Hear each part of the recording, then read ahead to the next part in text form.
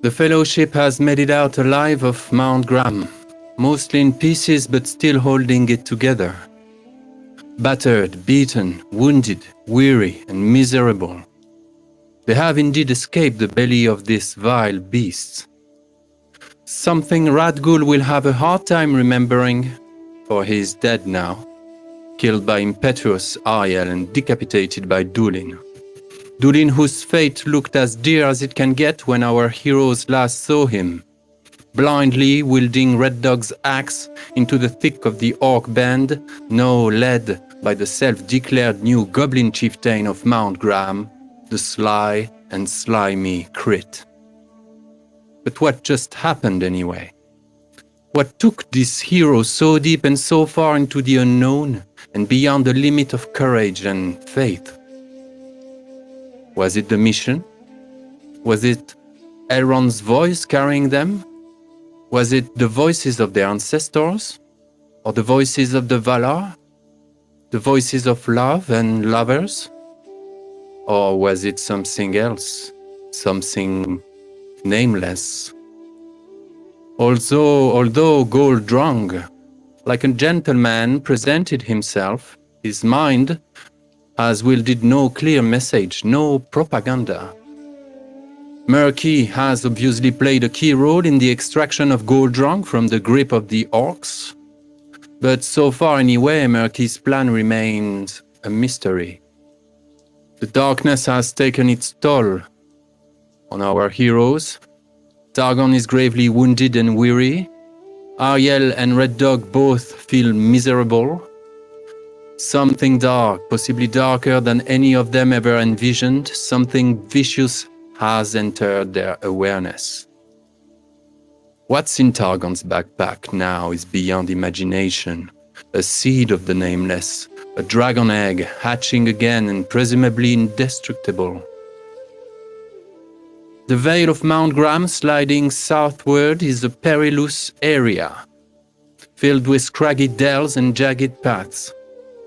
The mountains, towering high to the east and the west, spit their brooks and streams that rush their way down in a roar. Has anyone ever mentioned warg immunity? That'd be nice now for a bunch of thieves and fugitives, for wargs are roaming in the fog. Our heroes were spat out of Mount Graham on a jolly morning, with just enough light for the orcs to refrain from launching a hurried chase. The highlands and moors of these parts are cast with frost and rime, treacherously hiding the wet and soft ground of the fens. Before the Fellowship decide of a better itinerary, they have to get out of the Gurzagavarr cut, the treacherous vale of Mount Graham that sprawls down from the Hoarwell mountain of the Hoarwell mountain range into the Ettenmoors. They will make it to Arathorn, the second last refuge, and from there decide of the best way to reach their next destination. Arathorn, the second last refuge, is a place that Targon knows very well. And it's the first stop before you guys will be able to decide of a road ahead. Now let's listen a little bit about Targon's death trip. Because he once again was dying last time we met. Targon, a strong wind is blowing. You are standing on top of the hills of Evendim. With a crude spear, you are piercing the chest of your own brother, Fargon, who is kneeling before you. You shout, I am taking you with me now. Fargon's opened mouth glows golden, and a light shines from inside his throat. The light attracts you, Targon, and you enter your brother's mouth and begin to fall through the maze of your brother's guts. You slide and drift along an endless series of slimy human bowels. Now you've landed in a boggy pond of murky water, when a humanoid with deer antlers appears, its silhouette cast against the rising sun.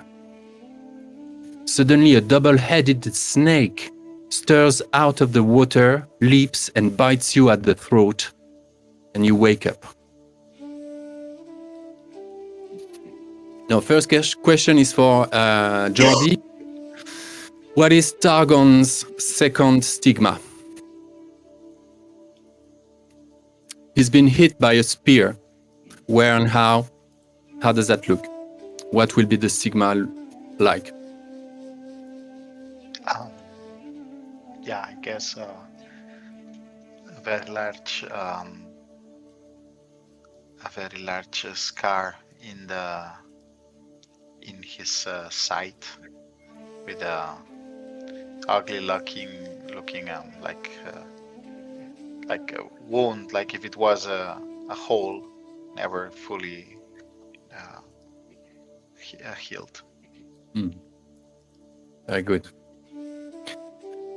When you three sort of are startled by Targon's awakening back from the dead, you all have a flash, remembering as you entered the egg room.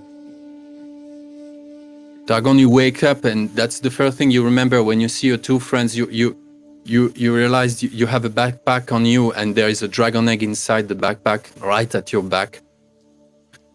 And your eyes flash into Red Dog's and Ariel's eyes, and you three see again this moment when Ariel touched the egg. I want, because GM forgot to do it at the time, I want the three of you to roll for Shadow with your Valor. Targon and Red Dog against the 2 points, and Ariel against the 3 points. Against the points, just a moment. Every success. What do you mean against 2 points and against 3 points? Can you explain that? Every success will be 1 point less, 1 point of shadow less. It means if you fail, Ariel, you take 3 points. If Targon and Red Dog fail, they take 2 points. Oh my god, I'll become miserable. Okay, so does this kind of roll is affected by being weary? I'm not sure. I say if it is, the game will take that into account. The system, the Foundry will take that into account. How do you roll for Shadow? There is no particular button to roll for Shadow. Right? Roll Valor. Click on Valor. But Valor can be a roll for something else, right? I guess so. It doesn't know if it's a Shadow roll or not. So I can't take into account automatically if it's different for Shadow roll. Just roll Valor. The thing is, Shit. I do not know if I was wary at the moment that happened. I am wary now, of course, because I am at one endurance, because I was double wounded. But I don't remember if at the time we touched the egg, I was. Doesn't matter. We're doing it now. So if you're wary now, we'll do that that way. Yeah, fail. Of course. Oh. All right. Ariel plus 3 shadow points. Targon and Red Dog plus 2 shadow points. So we are all miserable then. Yeah. No? Oh, you need to be above your hope. So your shadow needs to be above your hope. I'm not miserable. I think it's equal to or more. I'm pretty sure of that. It's not showing me as miserable. I have equal. Let me try putting 1 extra point. No, for some reason it doesn't show me as miserable. I don't know if I have to manually tick it. Maybe you have a skill for which you are never miserable. In the book, it's matches or overcome. So you have to manually.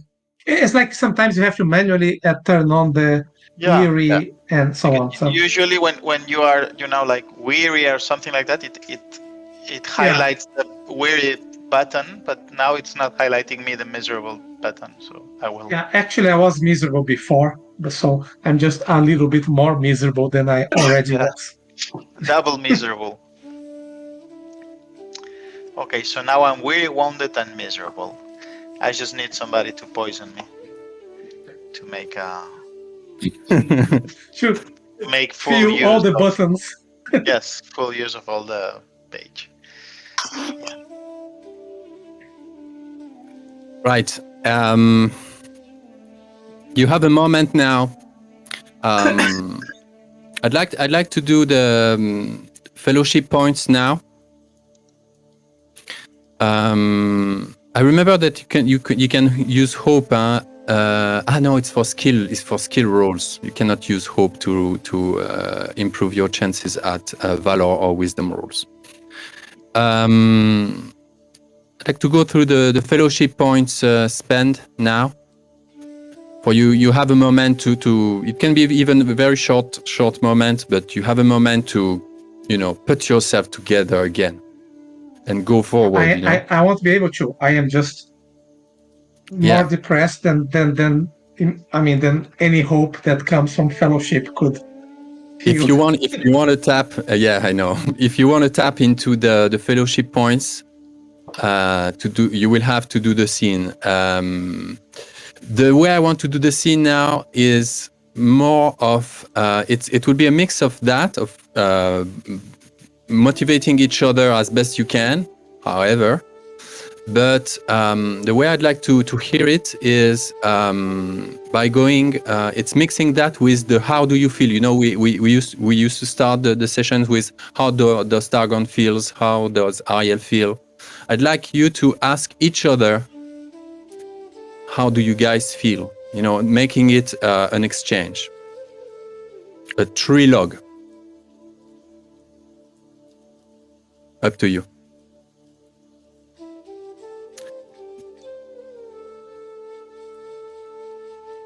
The thing is that my status of miserable goes against what I would feel, which is sort of, we have a dragon egg, the key to Moria, and we escaped almost certain death, even though so I'm trying to reconcile how my character would feel just from the story versus the mechanics of the game that tells me I should feel sort of depressed or somehow not happy, right? That's the thing. It feels contradictory to me. I would actually feel pretty good right now, I think, other than so my dwarf, our dwarf, the dwarf that we saved, that I never remember the name.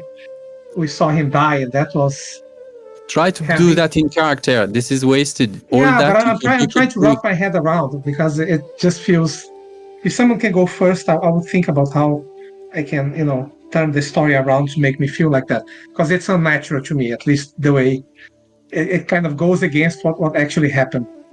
But let me think about it. Then you don't have to say anything. You can just describe your way through it. Describe how Ariel's avoid looking into others' eyes, look into the fog, doesn't know, do something nerdy with his fingers, loses his elfiness. Be descriptive about it if you cannot go in first person. No, it's not that I can't go in first person. I'm trying to impersonate the character. It feels like my character would not feel unhappy right now, despite the fact of the mechanics of the game. Anyone else? So that's the thing about mechanics of the game that tells you how you should feel. I've always felt a little bit about that, because you come to situations like this where. But let me think. Just someone goes first, and I'll think about how to. Remember about the hobbits, the way they're both just on the edge of themselves and still managing to find hope. Someone. How much time has passed since we entered the mountain? 3 days. I guess I can. 3 days from the moment we entered into the mountain. It's the 18th of September. So I tell the others, 3 days. 3 days we have been under the mountains, and still it seems to me that an age has passed. All the things that we have seen, all the things that have happened in there. Well, we have ended in quite a big mess, haven't we? It's more than I could have bargained for.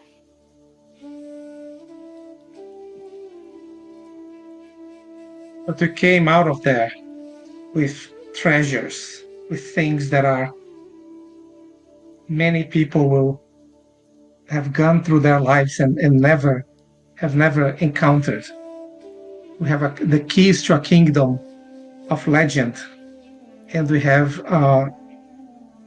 the egg of an actual dragon, something that I only heard tell in stories of old. Yeah, we have brought back dead things. And I feel that all our worries, our missions, and everything that we went through somehow pales into insignificance next to what all this means. There are some things that are world-shattering events, and a fate that seems to have grabbed us in its claws and is dragging us to our destruction. Wherever we go, we in this mission we keep meeting like the evidence of great powers long forgotten and long asleep.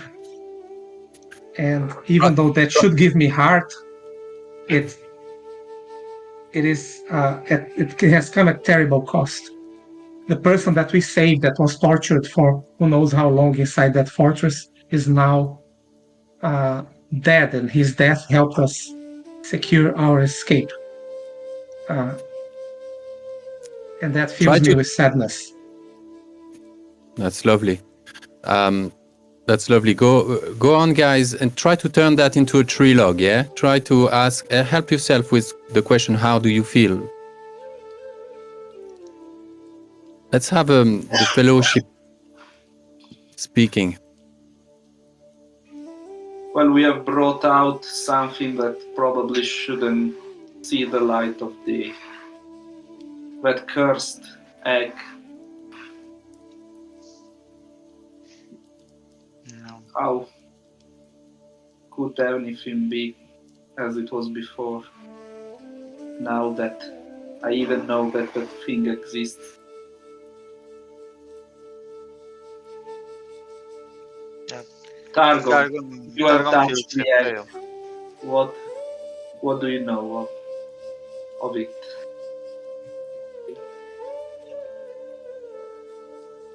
I haven't touched the egg. Ariel touched the egg.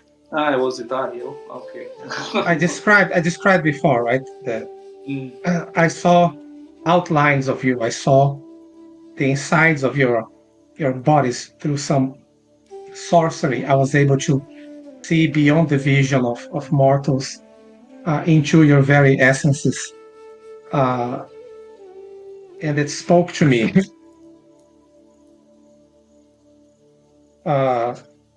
But I don't. There is no question in my mind that it's a terrible danger that could be unleashed upon the world, and that the shadow would take advantage of it. After all, it is a creation of the great enemy of old. But I can't help but feel that drawn to it. Like the need to know more, to know where this came from. This is something that I'm struggling with. Not to fall into the temptation of acquiring knowledge that was not meant for the children of Iluvatar to have. And this may be one of them. Targon is back from the dead. Someone react to that.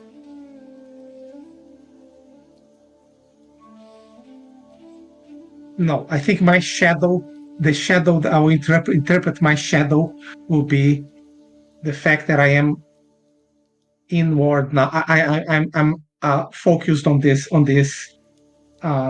sort of the egg and the keys and this great sort of this great fate, and that is the shadow part of it. Let me interpret it this way: is that instead of being worried about my friend who almost died again and try to see how he's feeling and so on. Once the immediate danger is past, I am just feeling sort of immediately sort of mesmerized by these things and forgetting about them. That to me, that will be Okay. That's what you sense, that I am totally obsessed by this. Even though I am aware that it's dangerous, I can't help it.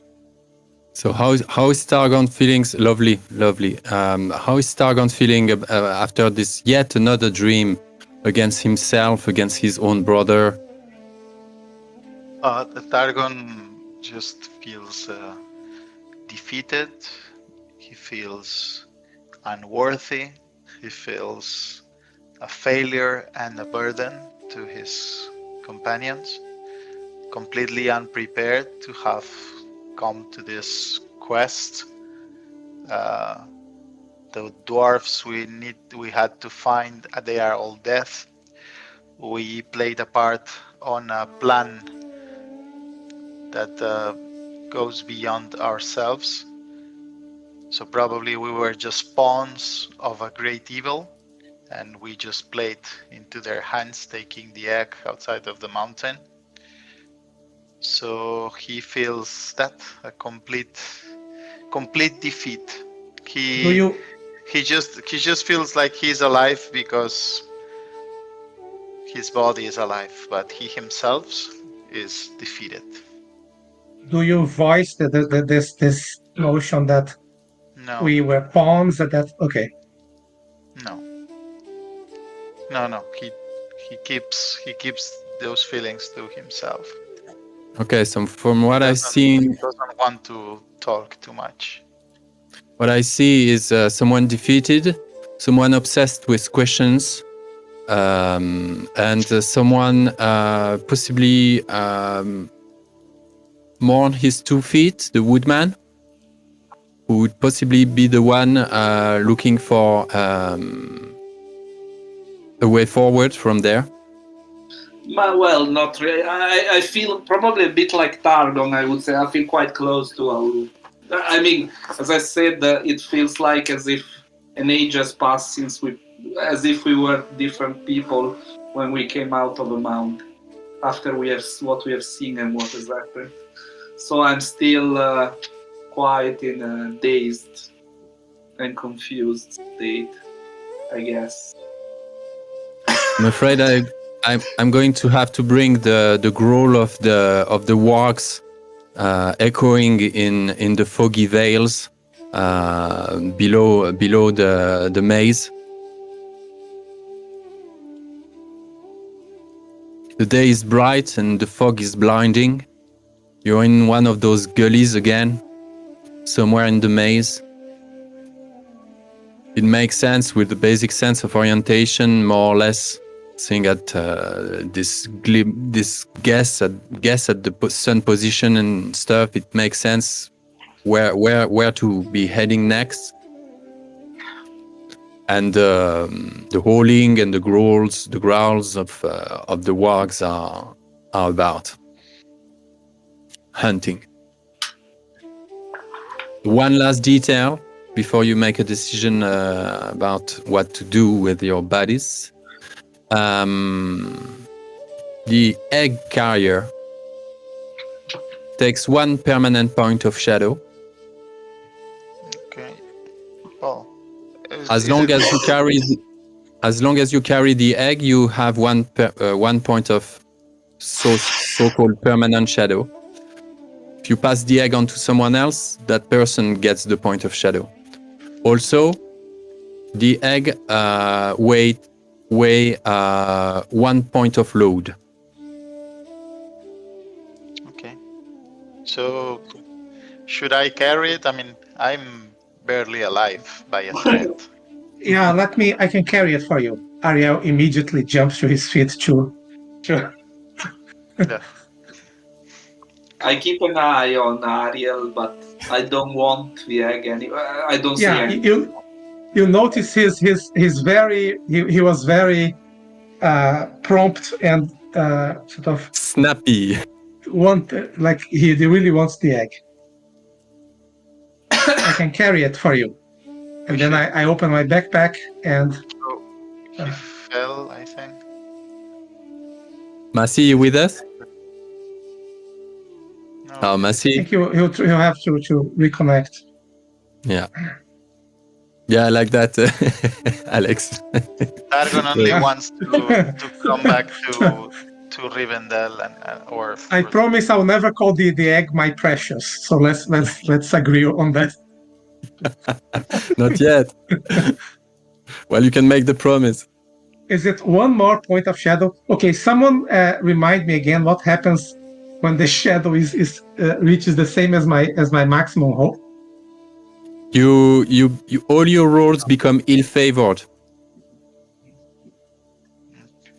and then you anyway and then you need a bout of madness to get rid of all your shadow points, apart from the one permanent from the egg or scar. And the bout of madness makes you reach the first threshold on your path of on the lure of I am knowledge. at 11. I am not there yet. I'm not at 12, but I am 1 point below it. But I think my character is not keeping track of the points, right? So I just... It's always been... I dreamed of, man.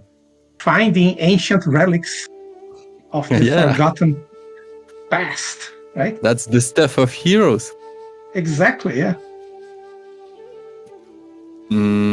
Let me have a look at what's... He's not online. It's not online. Okay. He will reconnect. Let's go. Hopefully he will.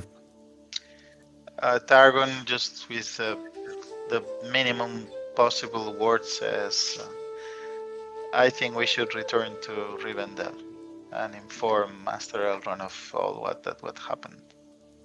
In any case, I am in dire need of skilled healers. We are all in dire need of rest and of... So I agree. Let's go back to Rivendell. Although the thought crosses Ariel's mind that might mean that they might take away the egg and the key, which would be terrible. So, but okay, but Rivendell is still the best place to go. So there's you. I imagine that you sort of reluctantly put yourself together. Make sure you have everything that's left in your backpack. A very the little rations provisions you had, the little food you had left, is in a very bad state. There is only, let's say, a day and a half food or something. You know how to survive in the wild. There will be hunting involved. You will have really to go through a survival timed trial there. Not only that, but as soon as you start to trudge your way down this gully filled in mists, there is something weighty about it, about the way you just have to, put yourself straight and one step before the next. A charge really has joined the company. Well, it took you only just an extraordinary 12 days to make it from Rivendell to Mount Graham. It seems now that it will take you an eternity, that each step, each stride will be an effort beyond whatsoever the company has experienced so far. I think as a guide, I think the best way to proceed would be to go south to find the Hoarwell River and then navigate in the following the Hoarwell River current to the until we cross the path. I don't know if it's the Greenway or the east. The last bridge on the east road. Yeah. Yeah, because we are in no condition to go walking through the Trollshaws or the Cold Fells or the Ettenmoors. We will need to cross. That cannot be avoided. But the thing is that I don't know if we came upriver with some kind of boat that we hide in the proximity of the river, or if we will need to build a raft, or if there is any possibility of finding some kind of ship or boat to go downriver. Is this area inhabited? I mean, is there some trade? Because otherwise, I don't see how a boat would. If it's inhabited, I don't think the possibilities of finding somebody we want to find. Okay. Let's put The inhabitants are not friendly if they are there. Okay. Well, I mean, yeah, chances are they are not. Is there some place we can use as a refuge to recover ourselves before Rivendell? Is there a natural observation post or something? What you were saying, the last refuge of Arathorn II? It's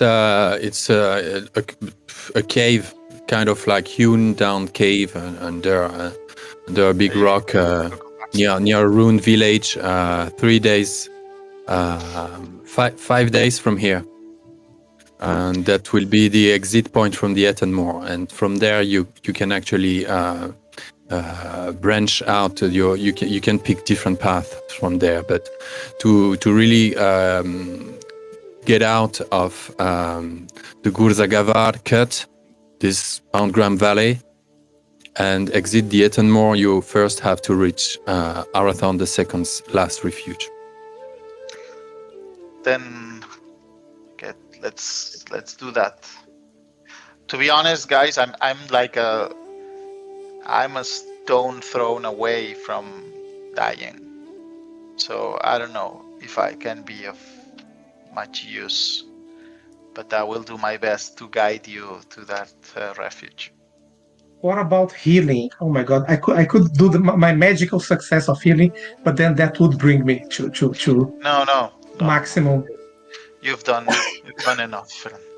I think I can try and heal you. Did I already do? I think you did.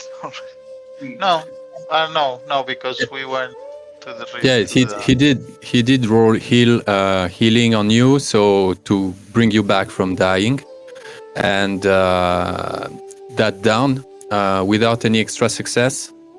That brought you back to 1 endurance point, conscious, and added, no matter what, when you come back from dying, you add 10 days of to your wound. So you had 19 days of wounding, so minus 1 day now. You can take down that by 1 day. So for 18 days you'll be wounded. Cool. Awesome. So the proposition, did you hear that? Red Dog was to go along south along the river Hoarwell to reach the last bridge. Yeah. Which seems to be the safest way. At least I'll know the place if I am to meet. If we found some boat, like we could even navigate downriver, but well. Very good. So, what you say, finding a boat would involve a conflict, possibly. and we are in no condition to fight anything now. So maybe we should just try to make our way there, however we can, and then take a good good few days to rest. In order to leave the Mount Graham Valley, we need to find the last refuge of Arathorn II. So, yeah. I don't know if we need to, what kind of system we need to follow to do that. It's a travel, it's a... No, but before I'll let that, you know. But we got here walking, right? Yeah. Which means that we came here some way. So why do we need to go through a place, or we have been through this place on our way here? Is that what happened? That would make sense. That was our base camp before going to Mount Graham. Yeah. You totally. You were on the way. You both, the three of you, remember? You were there at Arathorn, the second last refuge. Yeah. Okay, I wasn't clear. It's a kind of a grotto under a big stone near a ruined village at the edge of the Vale of Mount Graham. By the way, looking at the main map of Eriador, when you see where is Mount Graham, you guys remember you came from Rivendell that way and that way, yeah. Okay, I see. This. Okay. Now you're planning to do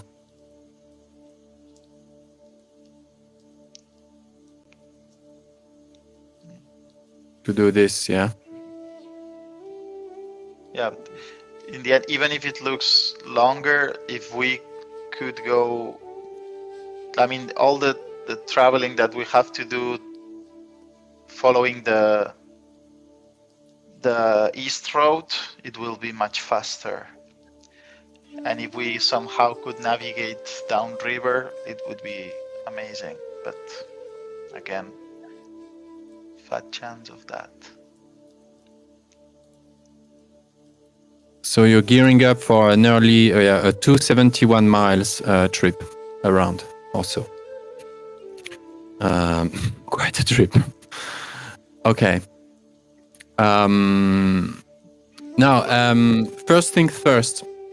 It doesn't matter. We are already weary. So what's the worst that can happen? We'll be more weary. Yeah. So, Mount Graham, by game definition, is considered a perilous area, which means, and it's a perilous area rating 3, meaning that to go through it requires you to roll for 3 journey events. There is no travel roll before you exit this area. You have to roll for those events no matter what. You have to try to. I'll guide you through that. The thing is, now to really exit the Gurzagavarr cut is going to take you 2 days, about 10 miles. It seems not too much, but it's 10 miles of mountainous trek, nightmarish trudging across, treacherous highlands, fog combined with the shining haze of that low-pitched autumn sun, blinding the vision, cracks and crannies, ponds of freezing water, fens filled with slippery mosses, unexpected protruding rocks, opportunistic roots looking to trap you at the least moment of distraction. It will take you 2 days to go down the Gurzagavarr cut and exit the Dame Valley back into the Ettenmoors. So, we'll roll 3 times for 3 different journey events. Because it's a dark land, the event will be determined by an ill-favored roll every time. So we roll twice a d12 and we pick the worst. Yes, the worst, Massey. And that gives us the nature of the event. Then we roll a d6 to know if it's the lookout, the hunter, or the scout who is the subject of the event. Then this character, rolls for hunting, explore, or awareness to resolve the event. Because it's a difficult terrain, there's a -1 to this roll. And once we've done that, we narrate. You narrate, guys. We narrate together. We imagine, we find out what's this event about. And we have everything in hand. We know what kind of event, according to the table. We know if you've resolved the event positively or not. And from there, we storytell. We do that 3 times before we exit this fucking perilous area. So, I'd like the guide to roll for us a d6 to know who of the scout, the lookout, or the hunter. So the lookout and hunter, but the red dog is both the lookout and the hunter. And Ariel is the scout. So please roll 1d6. 1d6? No, there is no events for the guide. A 3 is the lookout. But what I mean is, we would determine these roles. Well, whatever. Okay. No, what's the question? No, I mean it's 3 of us, and there are 3 roles. Why shouldn't I pull my weight into this? Because if you want to play one of those roles. No. Well, if I don't do it, somebody else will have to do it. So they will have twice as well. I mean, there is 4 roles. Okay. 3 of you. Okay, yeah. You're right. So should I do 2 rolls? First now, roll, Massey, roll 2 3 is the result d12s. of... Sorry? 2 d12s. So as the lookout, someone, roll 2 d12 and picks the worst.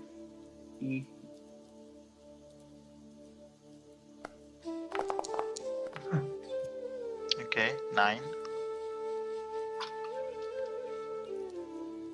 A 9. That's a good thing, actually. Okay, a 9, it's a shortcut. So now let's see if this event was resolved positively or not. Now you roll awareness, please, Massey, with a -1. -1 die.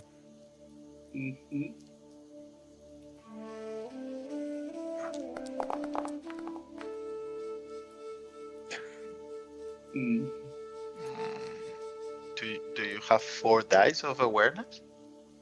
Oh, No, you use hope. No, it's favor. No, it's... Okay, it fails. So a shortcut fails. That means that you were about to find something, juicy regarding the way ahead. You didn't. It turned out bad. But it's not that bad. Nothing worse happens. But everyone gains 1 point of fatigue, please. Let's see. 1 point. You can curse me because I brought you to this shop. So, how does it look, Red Dog? I guess at a certain point while I was leading the way, I noticed probably a path leading.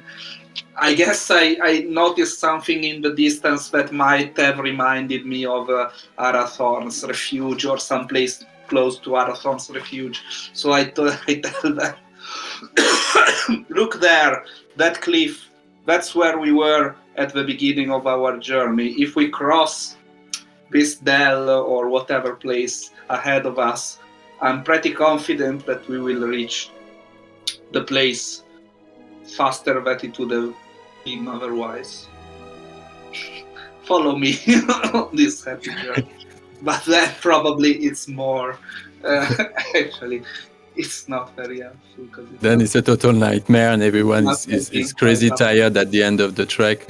Cresting unnecessarily ridge and going down broken rocks and rubbles. That would have been a good idea, Red Dog, if we could fly. It was right there. But the problem is that there was one too many ridges and valleys. This land is very treacherous. Yeah, my Lord Elf, my friend Elf. Where should I put fatigue? I don't remember. Where should I? It's in one of the little boxes. The list of boxes in the resources section. Right. Yeah. All right, please, Jordi, roll another d6 for us. I can roll here. D6. Oh, it doesn't work? Okay. Here. 4. I'm rolling for you. It doesn't matter. Okay. Another lookout event. Now, please, Massey, roll 2d12 for us. This time we trust you. We trust you, Red Dog. This time it's you won't nighttime. lead us astray. Is it worst of 2 as well? Yeah, the worst of, yeah. Okay, this is pretty worse. Okay, it's nighttime. It's about time to look for a place to make camp, and Red Dog make an ill choice there. Let's see how he resolves that with another awareness roll, and from then we storytell what happens then. So awareness -1 die again.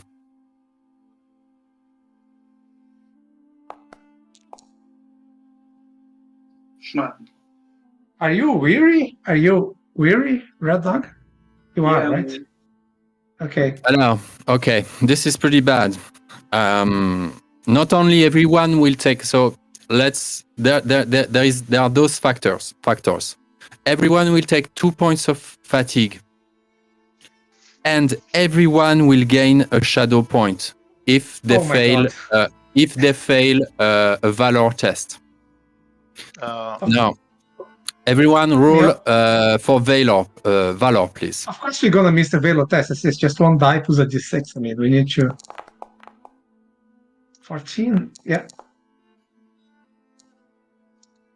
Okay. Let's go. Another one. Okay, so everyone take 2 points of fatigue and a point of shadow. Now, something really. Oh no!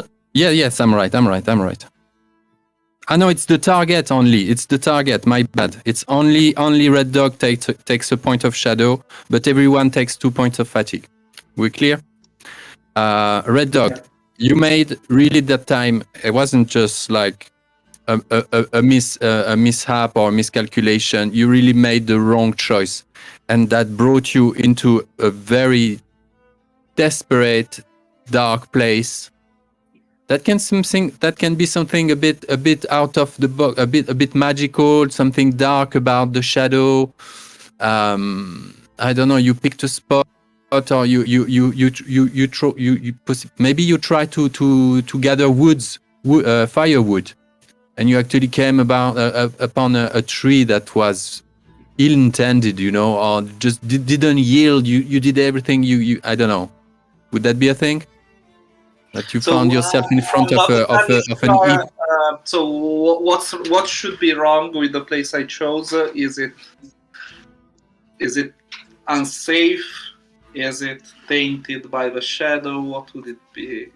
It's something to do with the shadow. Yeah, something to do with the shadow. But only you takes the point of shadow, so it's an experience between you and. Well, I guess someone. What it could be is that I find a dell that looks quite repaired from all around, so it looks quite safe.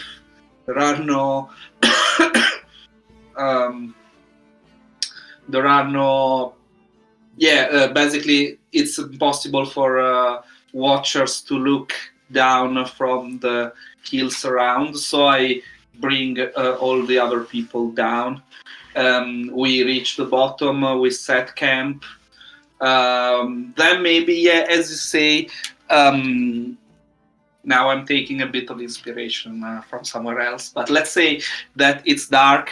As you say, I notice a tree in the distance, or someone else maybe notices it, and either I myself or someone else, we go there to collect wood.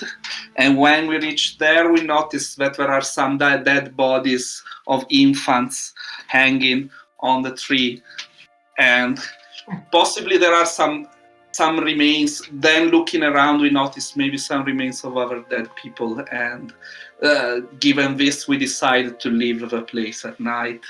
And I feel very bad after, probably because I'm the one who went towards the tree and noticed like the dead body of an infant there or something.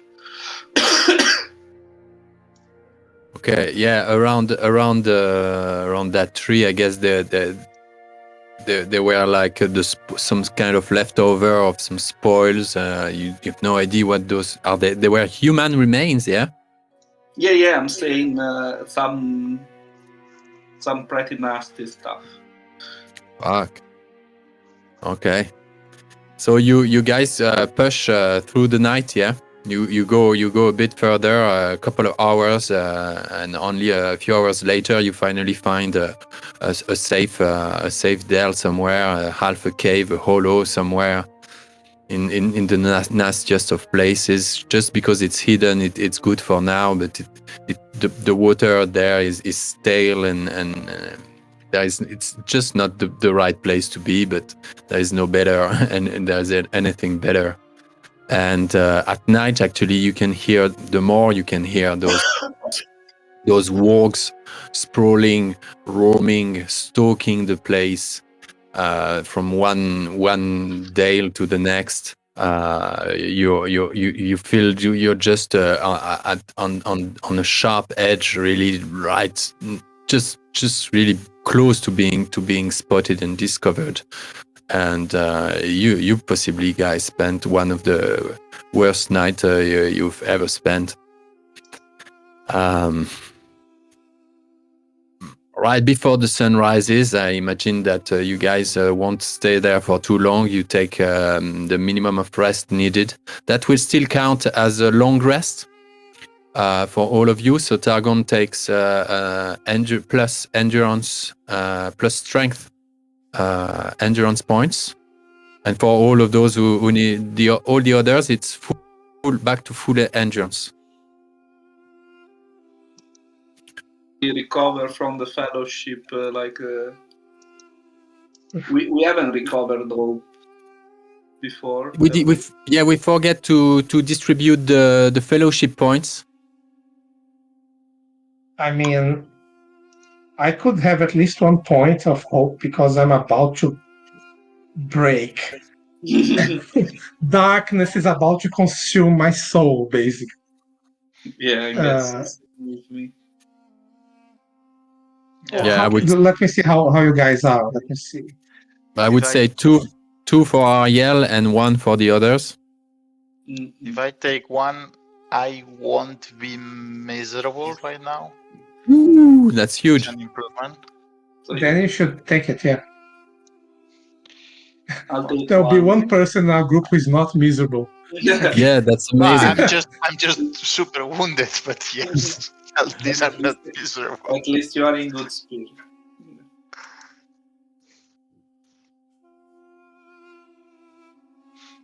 Okay, nice. It's right before dawn. Targon has some kind of second wind blowing through him, and let's imagine that somehow Targon is the first up and ready to go.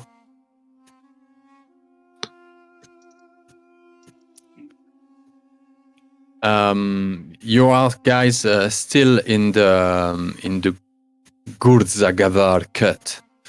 And one more day before exiting the mountains proper and going back into the highlands of the Ettenmoors. You've made it out of the maze, this first maze that was encircling the Mount Graham, actually the bank, the side attached to the valley of the Gurzagavarr. You've made it out of this place. You're past. You're away already, far from the bandit camp of Oswalda. You're on your way, very much in the wild, in the total wilderness. Mountains are huge on both sides. You're heading south. And it's still very, very much foggy in the morning. Autumn is pretty bad in those parts. Jordi, roll another D6 for us. Last event for this perilous area. 0 feet and 1 success. Roll. 2. The scout. Okay, this one is for Ariel. Ariel, please roll an ill-favored 2d12 and pick the worst. One ill-favored d12. Okay, but right. So it's just I'll roll.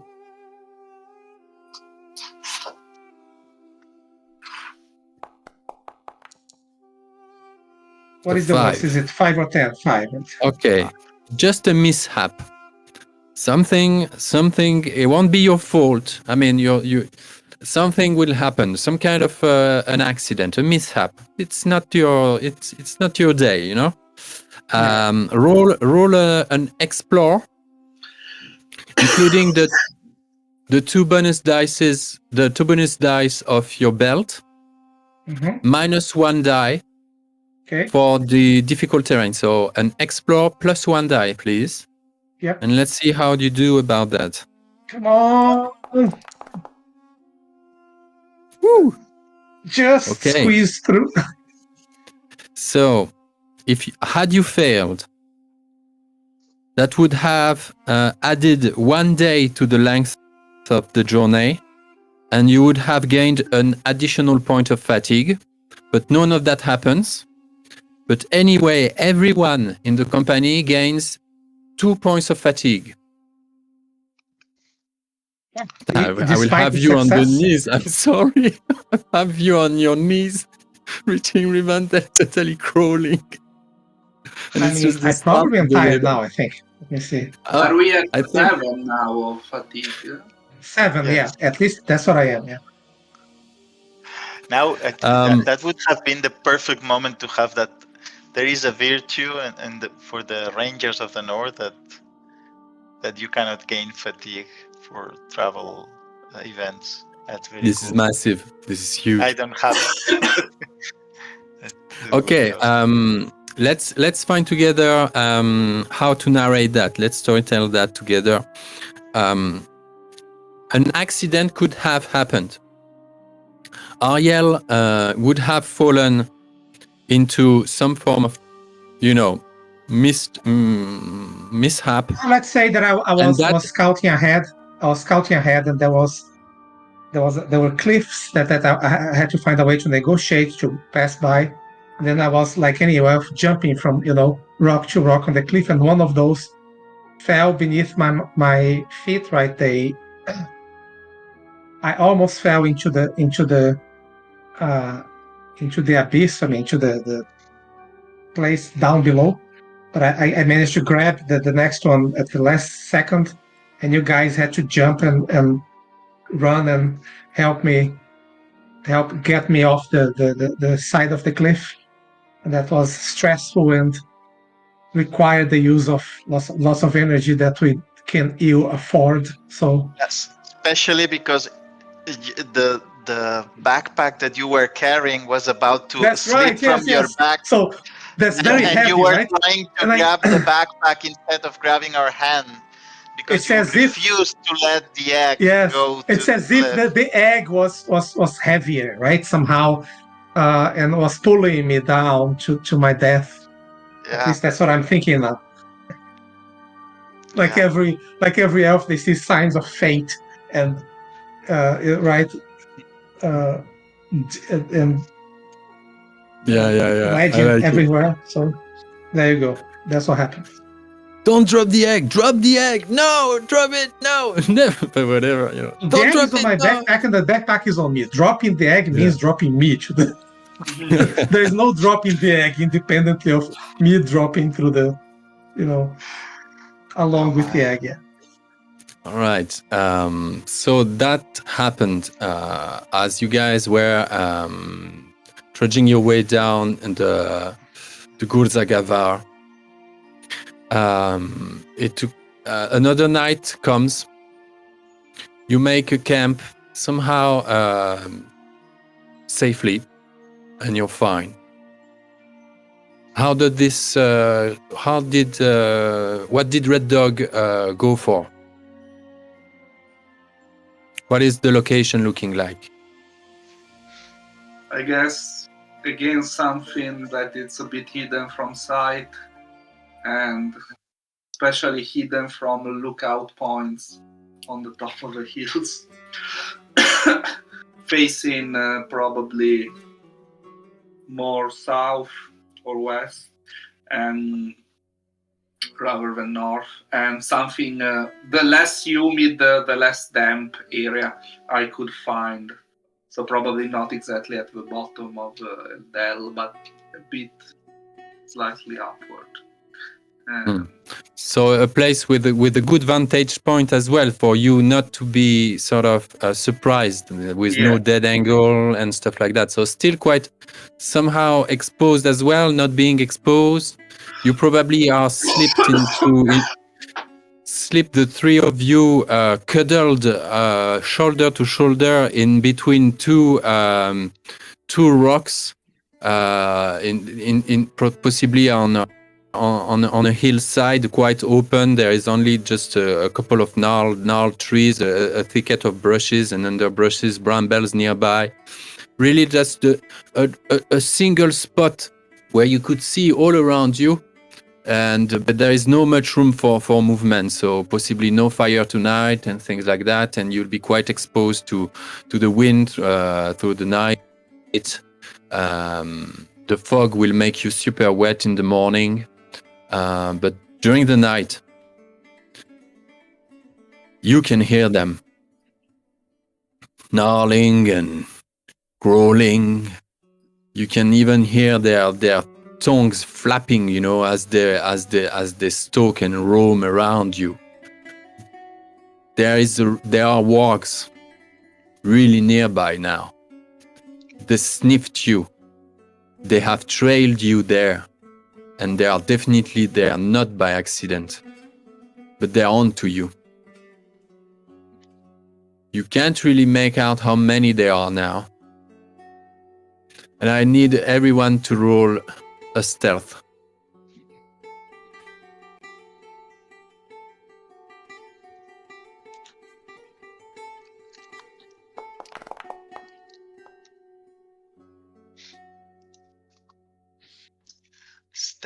Stealth. I have one extra. Oh, nice. Okay, we have an extra success. So you can help someone. Awesome. Oh wow. Okay. Well, I don't know. I'd like to imagine the scene that you really cuddled between brambles and those two rocks, and your nose just about someone dares to look, and just at the last half second just to duck down, and you can imagine you can hear the paws of those massive wargs just walking near those rocks, going by, sniffing. Possibly one jumps on top of those rocks and just sort of like, look around, try to, but they just don't spot you, and they go their way. They go on their way. I feel like like the when the four hobbits hide from the Nazgul. They're under the roots of the tree. That typical image, and I feel like that. This situation. Totally. Like being hunted, like really being the game. All right. Morning comes. It's before dawn. It's another prolonged rest. Wounded guys plus strength in endurance point. You can see then from this location as the dawn sort of peeps in.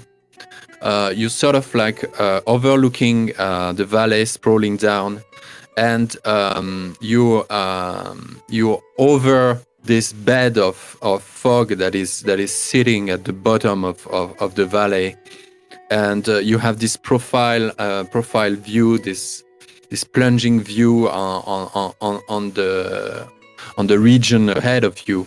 That is like, dotted with thickets of tree piercing through the fog. There is a beauty to that, of course, but in that state of yours, you can only see the map as a form of like strategical kind of battle map where you'll have to go and hide here, or you see some buttes over there, some crags over there. Some rocks there. You can sort of plan ahead the journey, and there are lakes and ponds and fens and swamps, bogs ahead of you. Now let's go into travel proper.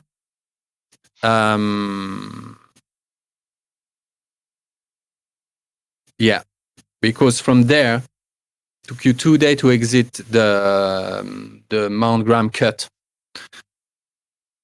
Arathorn, the second's last refuge, is 3 days walk from here. Now we go into the journey proper, the rules. So we'll have Jordi roll for Targon a travel roll.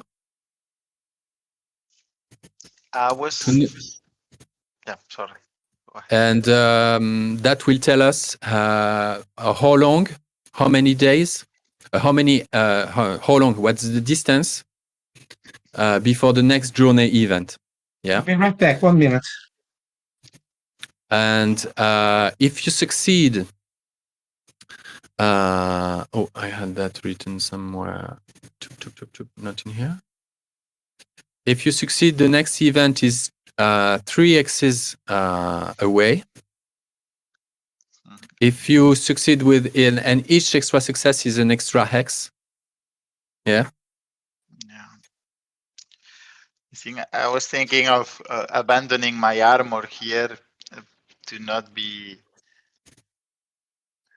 like wary. Like, okay. Now my endurance is behind my load, and I don't know if. But then in the end, like if we have some trouble and some fight, like not having even the lightest of armor would be a problem. You can put it into your backpack. Then it will,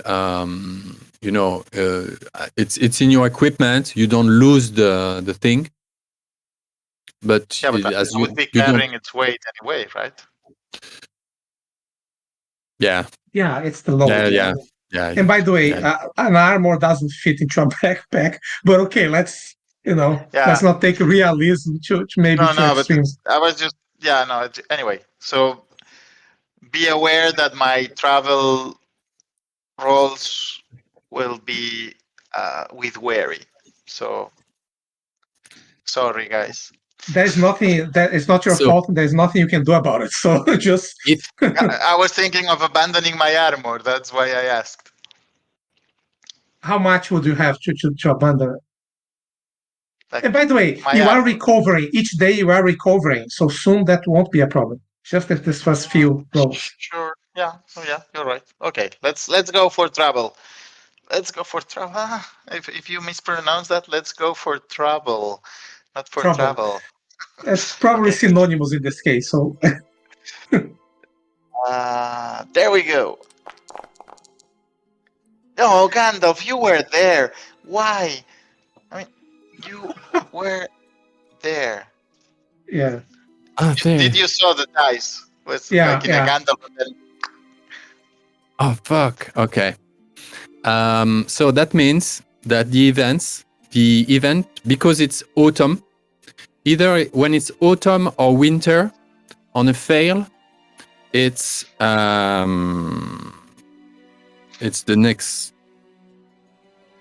No. Attends.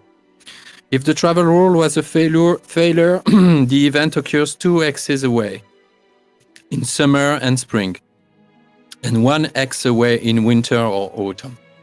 So we only advanced 1 hex. Yeah. I'm hexed. And there is 1 hex and a half to Arathorn, the second last refuge. So yet another event to fall on you before you reach the refuge. Okay, thank you. So this one is for the hunter. Red Dog, please roll an ill-favored D12. Is this? No, yeah. It's still ill-favored, I guess. We are still in. You'll be in Darkland until Rivendell. We are not in a good neighborhood. Yeah. Oh, that's bad. That's very bad. An ill choice. If the roll fails, now you make a hunting roll. If you fail, you gain 1 shadow point. And no matter what, everyone will gain 2 points of fatigue. I mean, this rules will kill us all. Yeah. So roll hunting -1 die, please, Red Dog, and then we go into narration.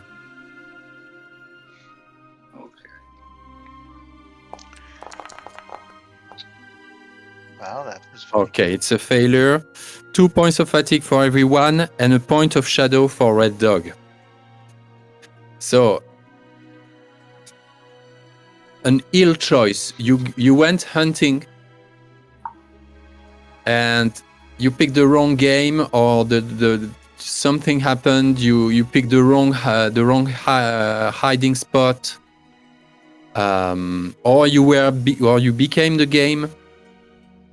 You became the prey. What happened there? You made the very bad choice, and that brought shadow on you. That either woke up some weakness in you, or that was a direct attack from the shadow. That animal was possessed, or you killed a sick animal and you tasted it and it was poison. What happened? And that everyone else took as well 2 points of fatigue. You know, it's not directly related to you failing or succeeding as well. So yeah. I'm not really sure. I suppose that in the fog I noticed some shape, and I thought it could have been a promising prey. So I went hunting, searching for that. But I guess they would have been followed me, or would have they stayed at the camp? How would this unfold? Would they come with me hunting? Would you come with me hunting? Probably not, right? I don't know. Yeah, because what I was thinking was we were basically chasing shadows in the fog. We got lost. Possibly I tripped over, and in the end, maybe we got in bad mood. And that.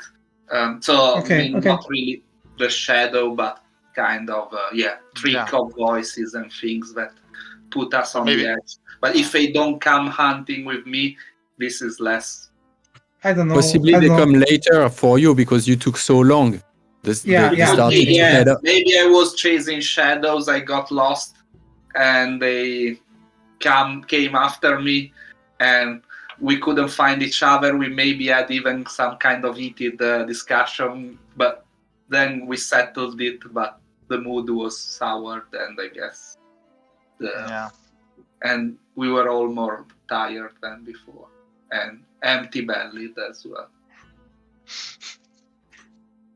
We are dying here. I'm an unworthy ranger. I'm failing. I wish I could disagree with you, but I am miserable. So say, well, it's the fate of all things in this mortal realm to fade. Even my own kind will eventually fade. Even the world will break in the end. Okay, but let's not talk. No, I am miserable. Just saying. I'm an unworthy ranger. Completely. Fatigue levels are getting crazy, I see that. Yes. Red Dog, you're at 25. With the load included. 25, 18, and 18. Yeah. That's, In my opinion, the fatigue system assumes that we are able to fairly regularly rest in friendly places, because otherwise it just keeps accumulating. It does, but that's resting in a comfy, homely. I know. It's at the end of a journey or somewhere along the way, in an inn, a reputed safe place. I know the rules. What I'm saying is that if you don't do that frequently, this system will kill all of us. I mean, it's just. Yeah. But it makes sense. I mean, it's like a ball of snow downhill. Like, we are already weary and miserable, so our rolls are bad. And as our rolls are bad, we get more weary and more miserable. Yeah. I mean, I wouldn't fail a travel roll so badly, or you guys, you roll like gazillion dice for exploring and hunting in normal circumstances. I mean, we would completely do this, but we are in a dark land. So. Yeah, the only reason I actually succeeded in my roll for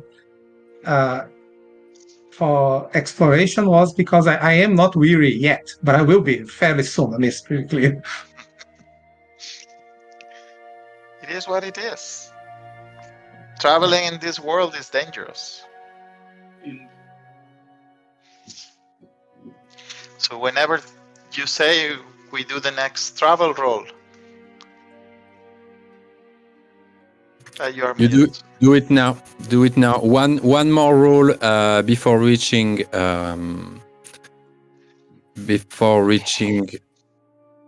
the refuge. Let's do this. Okay. Well, again, it's the same thing. It would have been a success. Yeah, but being tired is what it is. So. Roll the target. A d6.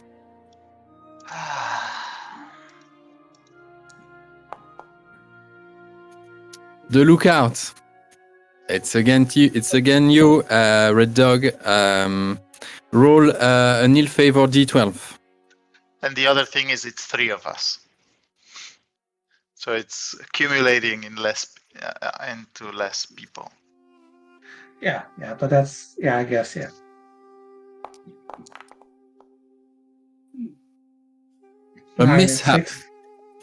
A mishap. If you fail your if you fail your awareness roll, that will be one more day to the length of the journey, and you lose an additional. The target gains an additional point of fatigue. Anyway, everyone takes 2. Will take 2 points of fatigue for this event, no matter what happens. Now you roll awareness for us, -1, please.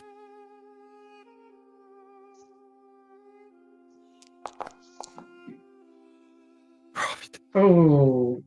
Okay, everyone takes 2 points of fatigue. 3 points for Red Dog. And this mishap, it's not your fault, but something happened.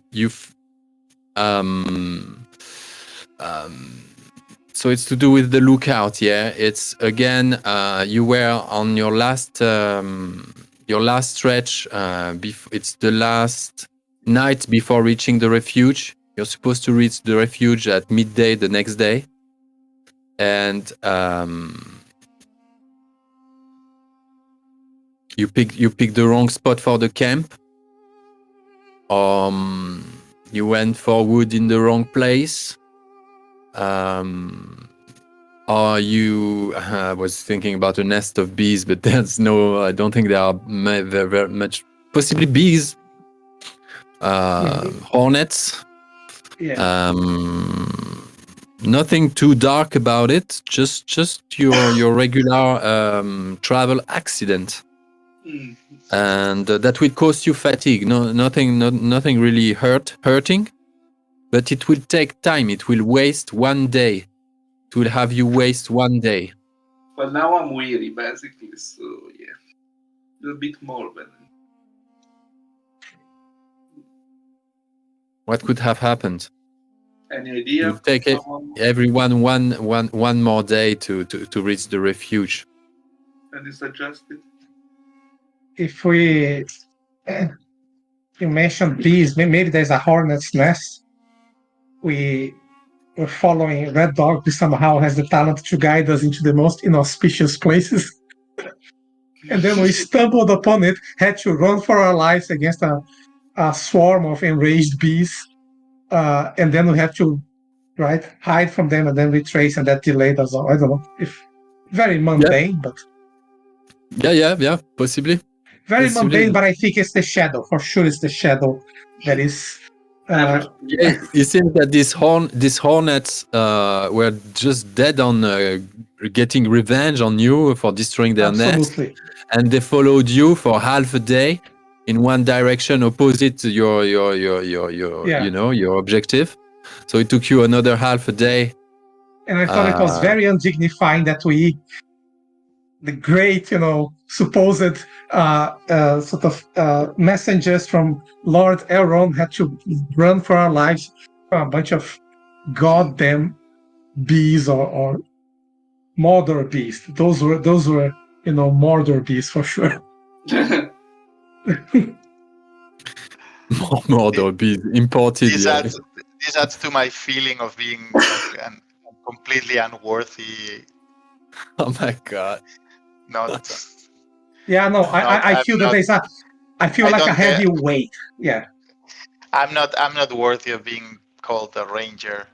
I feel that there's a heavy weight around us. It's as if the enemy, the shadow, had us in their sights, and everything becomes more difficult. It's like swimming through a lake of honey, right? Every movement is like a struggle.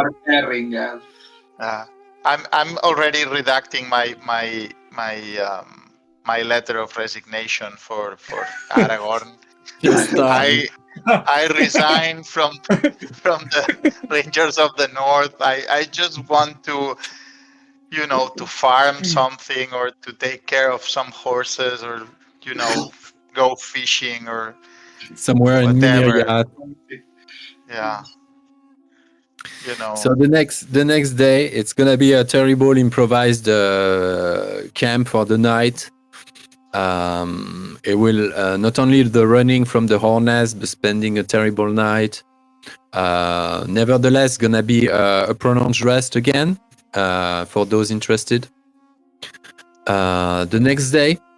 Tell me something before we continue.